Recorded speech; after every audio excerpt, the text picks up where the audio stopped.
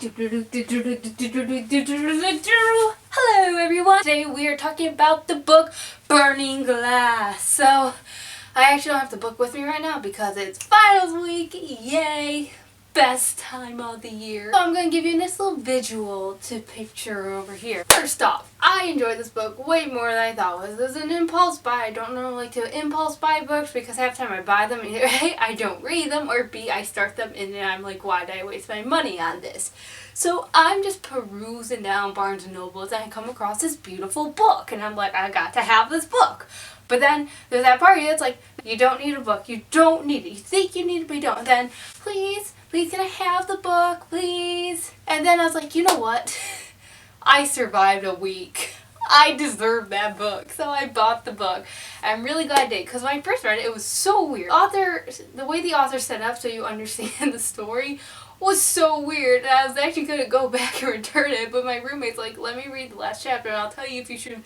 She reads it, she's like, you gotta read it. You're gonna love it, you gotta read it. And I'm so glad I listened to her because it's so good.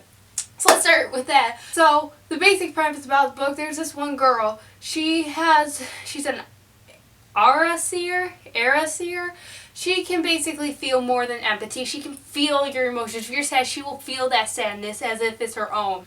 And she lives in like this convent with a bunch of other girls who have the same power. Well, one day, that person who's the Araseer for the king dies. So due to a big accident, we can call it, that happened, she is now sent to the palace and she has to become the emperor's heiress, and she doesn't know who to trust, what she should be doing, because everybody who has had this position has died, and she knows if she dies, then she's going to put the risk of someone else at the coven into the same fate. And just the story, it's amazing. It's 5 out of 5 stars. I'd recommend go reading it. If you haven't read it, stop this video, go watch it, and then you can come back.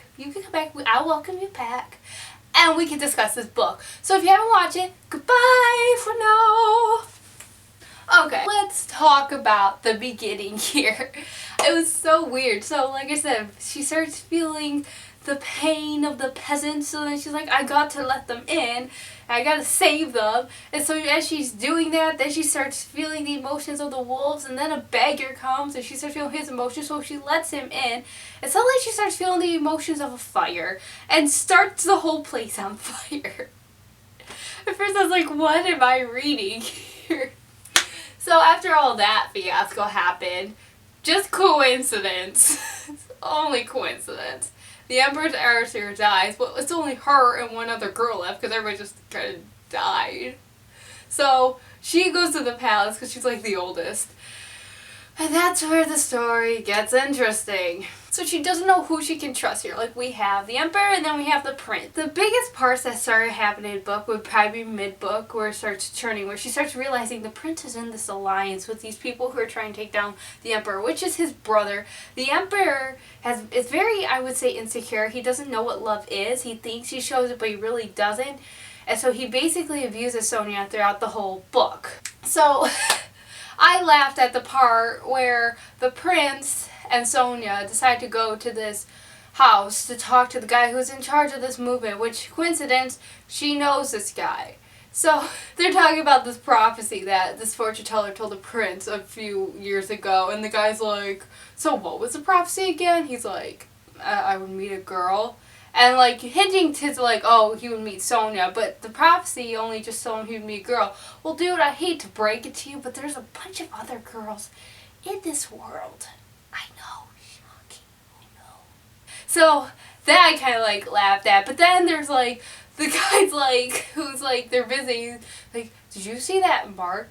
Does she have the mark yet? She's like, what mark? And he's like, oh, nothing, just. So when I went to the press, they said, this girl have a mark just like me. A coincidence! She gets this mark the very next day. So, I work at a library, and there were many times where this book, I'd be reading at work, and this book would make me just want to curl up into a ball on the floor and just cry my eyes out because I did not know what was going on, nor did I like what was happening. This kind of betrayal part happens. Like, if you own this philosopher's book, you're kind of just, it's your own death sentence. Well, Sonia's friend Paya takes the book, and Sonia's thinking she took it because Paya did not know how to read, so she was teaching Paya how to read. and thinking maybe Paya just saw the book and thought, oh, I'm going to take this because she wants me to read it. She ends up dead for in possession of this book. So the next day, the Emperor and Sonia, they're sitting there as like the peasants come in and complain and stuff, and this one guy comes in and says, I have caught somebody, and that's when he shows Paya, and she fights. Sonia fights and she fights. She's like, no, this can't happen, this is not right. And the Emperor, who basically lets Sonia get away with a lot of stuff at this point, suddenly is like, no, you are not getting away with this, no, and make Sonia's life miserable. And then we come to the part a few days later, there's a betrayal. And I cried so much in this. It's when they're in a council meeting and Sonia leaves. Emperor hasn't seen her in a while, but she leaves. It's after she just spent the night with Anton. And they're in this meeting room with this one other guy who's part of this movement. And he's like, you know what? This is getting too dangerous. I have a family I gotta provide for, so see ya. And he reports them to the Emperor. And the Emperor comes.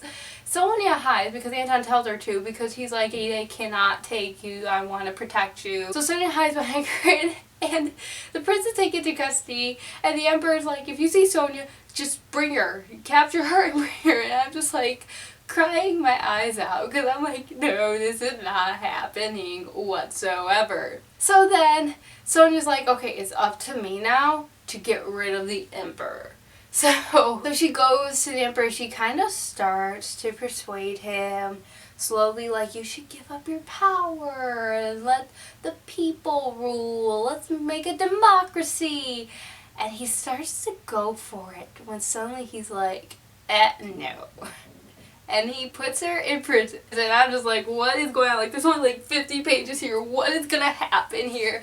And so we get to Van. She's able to escape through the guards. They're kind of all working in on this. So she was able to escape, and she was able to take down the Emperor right in front of the whole people who were about to riot and storm the palace. And the Emperor ends up giving up his power, and it ends just like right there. But as the Emperor is on his knees, she's holding this knife, and she's like, I could kill him. I could kill him if I wanted to. And it kind of reminds me of one scene from The Princess Bride, except Sonia would be like, my name is Sonia. You killed my friend, prepare to die. That's what she was probably thinking in her head. I mean, yeah, she was thinking that.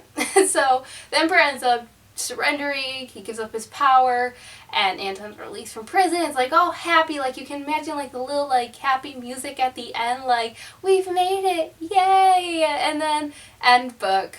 And it ended as if it could just be one story, so I'm interested to see where the author is actually going to take this. It doesn't come out till next year, August, so a year and a half. That's just insane because the book was published in March of 2016. I can't wait that long. I need to know. I didn't really fall for the romance, so I gotta admit, the romance part was like, it was alright. I was like, I obviously did not believe the romance she had with the Emperor. At first I thought he was going to turn out to be an actually decent guy. Turns out he wasn't.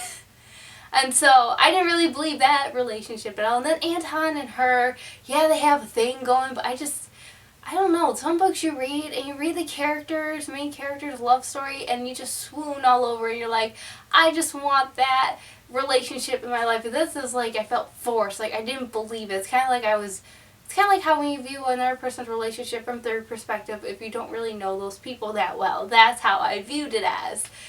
And then Sonia was really annoying at times. Like, really annoying. Like, I guess she has this power, she can't control herself, gets the fear. She got to conceal, don't feel, don't let them know. But after a while, I was like, girl, man up, go do your job, and stop complaining. She was so indecisive half the time, too. And then she kind of just did what she wanted, too. Because that's not going to really help your case when you're in trouble, right? When they're, like, in the ball and you're really just supposed to sit there and be quiet. And she's like, I'm going to go talk to that guy and that guy. Anton, want to dance with me? And then it's just like, dude. And then he's like, Sonia, you're not supposed to ask someone to dance. And it's just so annoying. It's like, you're not going to help your case any when you're captured, because they're just going to see you as a rebel. You gotta play your cards wisely. anyways, that's my short and sweet review of this book. Go check it out. You won't regret it. The cover is beautiful also, so that should be great motivation. Give this video a big thumbs up. Comment in the comments below if you read it or do you want to read this. Also, please subscribe to my channel for more bookish discussions because it's great here and we have fun. Come and join the fun. Thank you for watching. Bye!